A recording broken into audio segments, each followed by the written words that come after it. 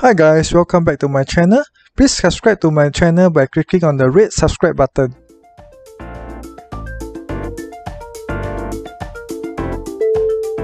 Hi guys, welcome back to my channel. It has been a while since I posted a long video, but I'm quite happy to share this new one. In this video, I will share how I make my own large format instant film. Right?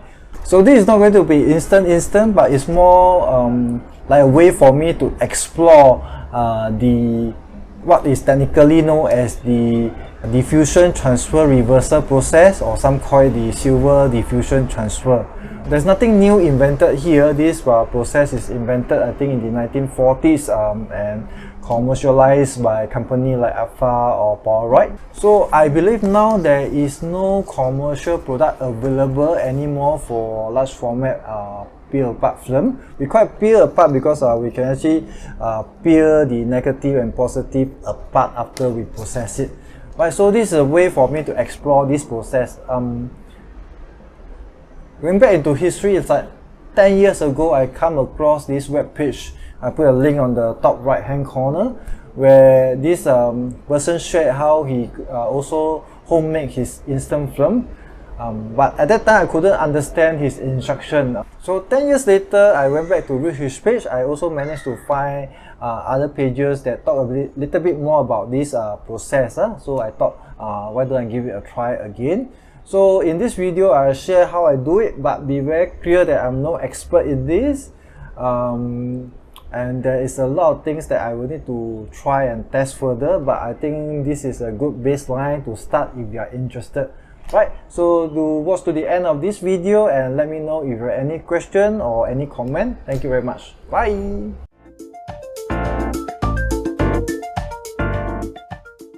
Okay, so for this part, I will show you how to make the thickening agent by using some CNC powder. CNC stands for carboxy metal cellulose. I just call it CNC for short. I got this from a baking supply shop, so you should be able to find it quite easily. So what I have here is 5 grams of the CNC powder, and I have 150 ml of water. This water is about 60 to 70 degrees Celsius, and what we want to do is to slowly put in the powder. Do not let the powder come together, right? Otherwise it will stick together and very hard to mix it into the water. So my intention is to use my hand to put in some powder bit by bit. So let's do it. Okay, as you drop in the powder, start to stir it so that it will not come together, right? Okay, and we also need the water to be a bit more warm, about 60 to 70, so that it will dissolve the powder easily. So this is the result so far. Not all the powder has been in yet, but you can see some of the powder that I've dropped in has come together. So I use the stirrer to try to break it up, but you can see that it is starting to form a viscous liquid. So the purpose of this thickening agent is to later be mixed with the Monobath so that it will form a viscous liquid, and then it will be easier to spread across the paper negative. So all the powder has been mixed into the water, and you can see that a thick paste is formed. Continue to stir it, I would say maybe about 10 minutes, right, just to make sure that everything is integrated together. So, maybe push this whole paste through some cheesecloth to squeeze out all the paste and leaving behind the clumps of powder. And you might also notice a lot of air bubbles inside the paste itself. Never mind, let this paste sit around for 1 or 2 days. Right. In fact, let me show you. This one, I have it sitting around for like already 2 weeks. So you can see that it's the same ratio in terms of the powder to water, and it's already very smooth. There is no bubble inside anymore, right? Okay, so this section is about the thickening agent. So the next one we'll talk about the Monobath solution itself, and then how to mix it together. Okay.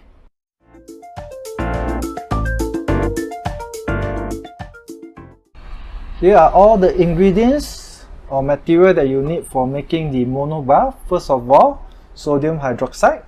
This is about 15%, and the pH is about 11 plus to 12, right? So be very careful when you mix this. This sodium hydroxide is quite caustic, so it will splatter. It will also generate heat, so make sure you wear your gloves, safety glasses and all that, and always mix the sodium hydroxide powder of the flax to water, not the other way around. Don't add water to the sodium hydroxide. Behind what we have is the Kodak HC110. This is the new kind that is very watery. And then we of course have the rapid fixer from Buford, and a little bit of this sodium sulfide. Okay, and it will be helpful if you have some small measuring cylinder or syringe. Okay, if you can get one syringe for each kind of chemical, but for this demo I will use this cylinder instead. So the first thing we'll mix is 8 ml of this HC110. So this is the measuring cylinder that I have, so I'll pour in 8 ml. Yeah.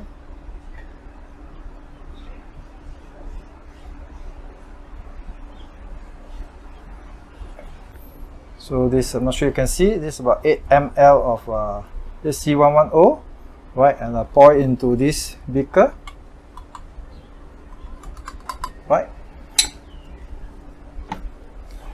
Next we'll pour in about 1 ml of this rapid fixer. 1 ml is quite hard to measure. You can use a cylinder, right? Or you can use this small syringe, right? Usually what I like to do is to pour the rapid fixer into the cap, and then just syringe off 1 ml. And then the excess I will pour it away. Okay. Right, so a little bit more than what I need. Let's measure 1 ml. Right. About 1 ml of rapid fixer and add it to the mixture. Next, for this sodium hydroxide solution, right, we'll pour about 4 ml. Okay. Again, this recipe I just saw it online. We can certainly make adjustment to it. Right, so about 4 ml. Let's add it to the solution. Right.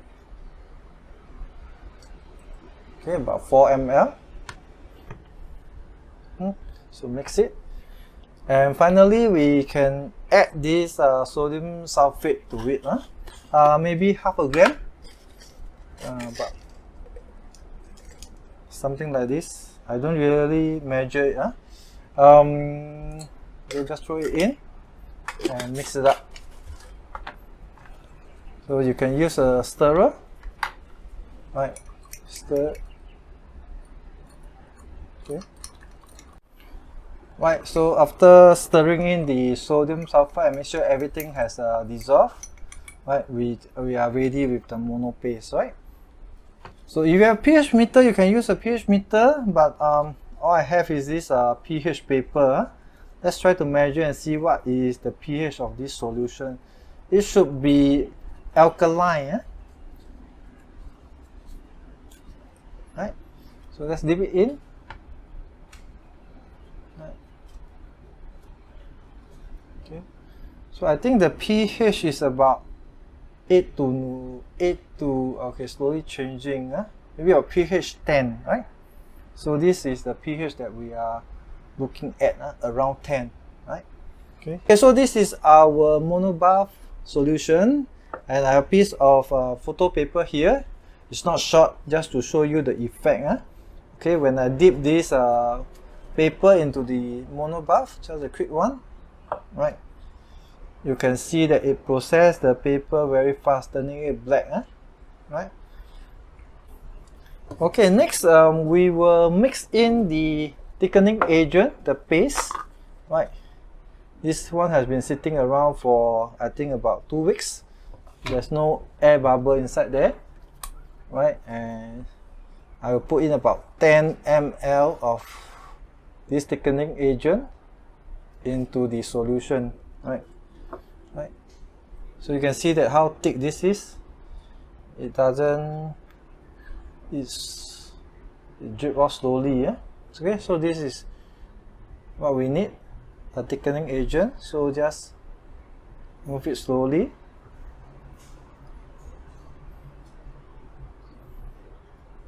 Okay, and of course use a stirrer to stir it up. It won't get mixed well so easily, so what I usually do is to let it sit for a day, but this oxidizes quite easily, so try to use it within 1 or 2 days, right? Okay, so that's all about mixing up the Monobath and making it into a paste by adding the thickening agent.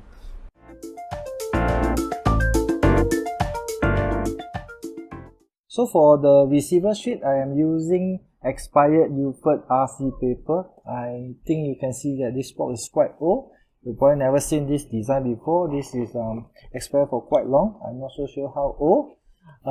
So what you can do is that take out a few pieces of this in the dark room. I will remove this from the under the safe light, and then in daylight I can straight away put it into the fixer, right? So this paper will not undergo the developer, but it will straight away be fixed, right? So after you remove it, and you can straight away put it into the fixer, right? Don't let this interval be too long.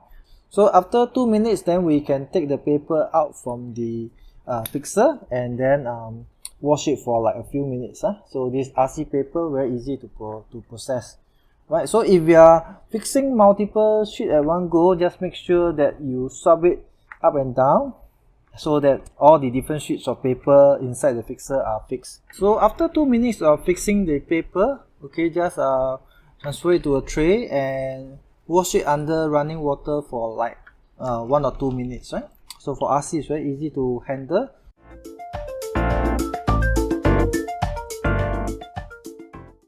So as this is very new to me, so I decided that it's easier for me to work with photo paper as the negative, right?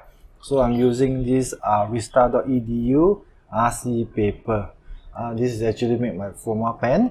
So this is a box of 5x7 paper. So what I did was in the dark room, I trimmed it down to 4x5 and load it into the film holder. So unlike the polaroid type 55 or the new 55, we are not able to shoot the instant film in camera using the 545 holder, right? So I'll show it in this ordinary film holder, and then I will take out the photo paper negative and assemble it together with the positive paper and the pot in the dark room. Alright, so let's do the shooting now.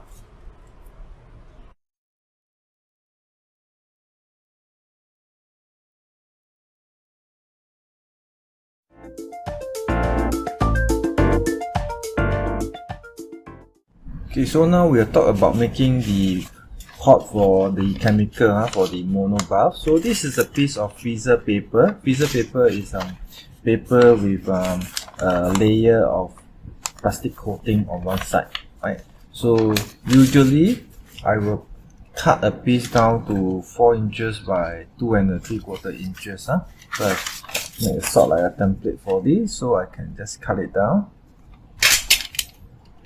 So we will fold into half with the plastic coating on the inside, okay, and then now we are ready to do the sealing. This is a heat sealer, and it's an important tool in making our chemical pot. So we have the freezer paper here, already fold into half, and what we're going to do now is to seal this long end, right? And after various testing, right, I find that for this sealer, I will use a setting about 3.5 or so, right? So just place it in the center of the heating strip and then press it down until the light go off, right? Then we can release. And what I usually like to do is to just take a pencil and make sure the seal is tight, right? So this seal I use a lower settings of 3.5 so that it will be strong enough to hold the Monobath paste inside but will not leak. So next I will change the settings to 4.5. That will be a higher setting, right? And then I fold the freezer paper into half along the short side and I seal it.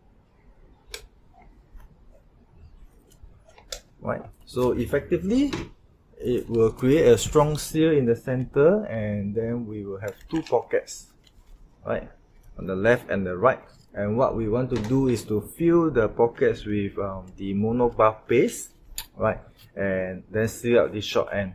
So now we are ready to put the Monobath paste into the two pockets. So here is the one that mixed about 3 days ago. You can see that it oxidized quite a bit, right? It's better to use it fresh when it's not so oxidized. Okay, so for each pocket I'll put 1 ml of the Monobath paste. So just put it in, and then we will seal it with a setting of 4.5, making it a stronger seal. Alright, and what I like to do as part of my testing is also to seal a diagonal at the short corner, right, so that when they break, right, this is the part that it will break through and spread the chemical across the papers. So let's do the same for the other side.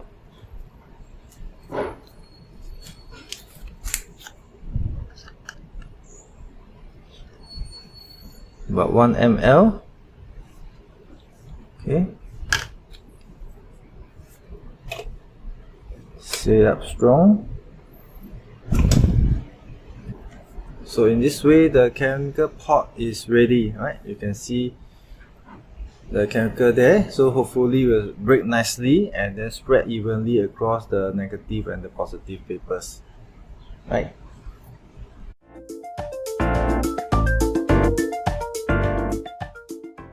Okay, so now I show how I assemble this positive and negative and the pot itself. So what I did was to sort of build a rig for it. So this is just a paper box, and I have cut it down to about 4 inches for the width, and this is a marking of where the chemical pot should be. So this is the positive paper that I talked earlier about. So what we need to do is to tape 2 narrow strips of masking tape along the sides, along the long side. So what I did was to use this masking tape and then simply use a cutter to cut a narrow strip and then tape it down along the length, and then I'll put it into my this box itself, right? And I will share another small strip of masking tape. Okay, and I will tape down the pot back on top of this positive paper, right? Okay, so this is the marking of where this pot should end. The opening where it should break should be here, right? And then I just tape it down. Okay.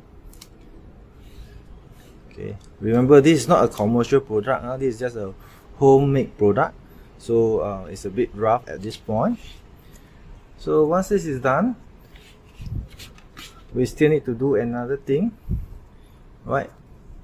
I stick a piece of double-sided tape on the top end of the pot itself, and then I take off the top of the double-sided tape.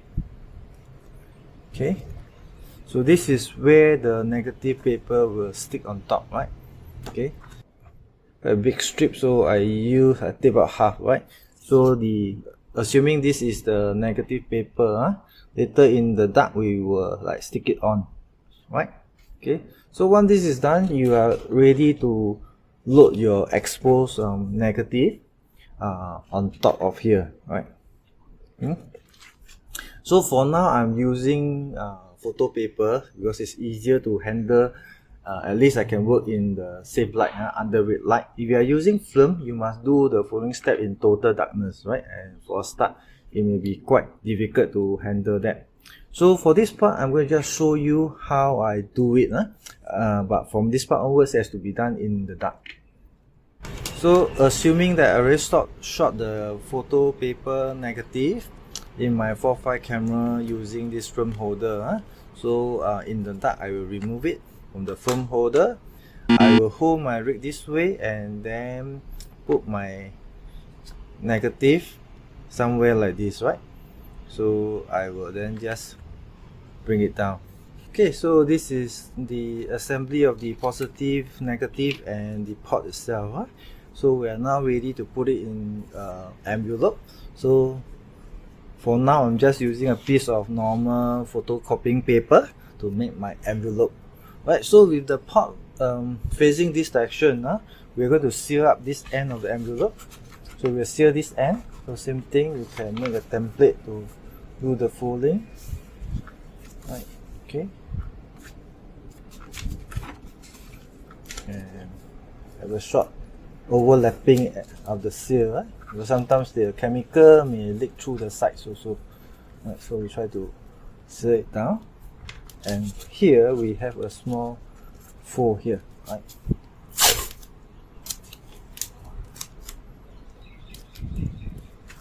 Remember, you have to do all this in the dark. If you are using photo paper negative, you can do it under safe light. If you are using film, then you have to do it in total darkness, right? Right, so the assembly is fully in the envelope now. Ideally, we should make use of black paper, light proof paper, but for now, for a start, I'm just using this white one. Right, so this is a 545 holder. This lever to the L for loading position. We can now push the envelope into here. Right. Okay, and then we can switch it to the processing. Right. Remember, this already shot, So what we can do here, right, in the dark, still in the dark, so just slowly pull it. So encounter some resistance and then pull it through, right? Okay, you can feel through the part whether is it flattened. If it's flattened, that means the seal has broke and then the chemicals would flow down. So if you don't like to stay in the darkness or safe light for 4 minutes, I just find a black envelope, light proof one. This is the one that is found in the photo paper box, and then leave it for 4 minutes. Then after 4 minutes, okay, you can peel this apart.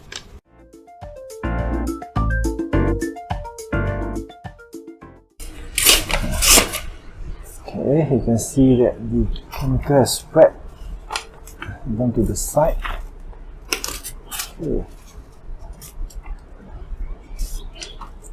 Okay, let's take a look. Then transfer. Alright.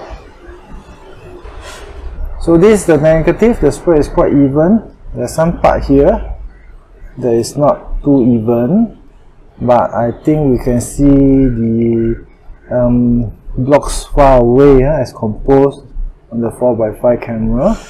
And here is the positive.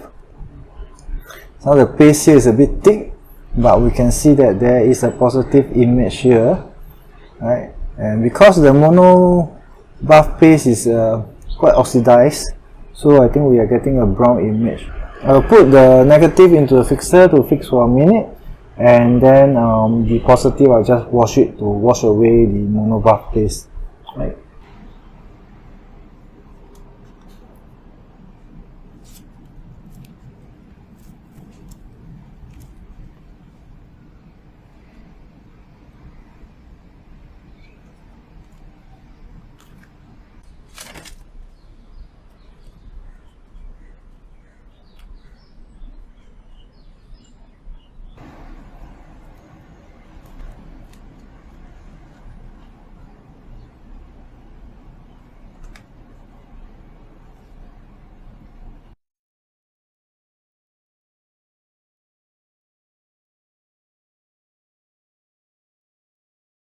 Hi guys, thank you for watching to the end of this long video.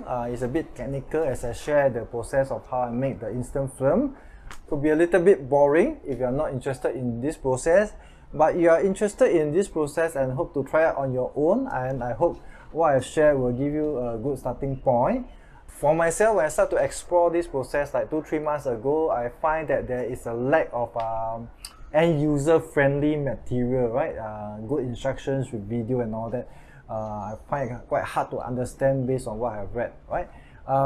So I thought to share all this out. And of course, if you like to have more reading materials, there are a lot of patents that you can explore and read. I've downloaded some of them. Some of them are quite technical for me to understand. So I hope if anyone is to explore this DTR, diffusion transfer reversal process, please share what you have learned. Alright. So once again, thank you so much for watching this video. Thank you. Bye. Hi guys, we have come to the end of this video. Please like it, share it, and finally do subscribe to my channel. And I see you at my next video. Take care. Bye.